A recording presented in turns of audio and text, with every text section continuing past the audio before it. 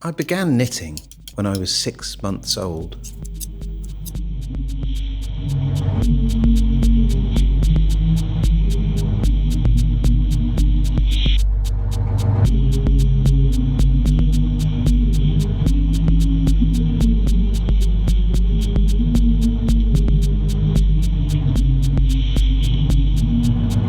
When my great-great-aunt Celine was 16 years old, she married for love.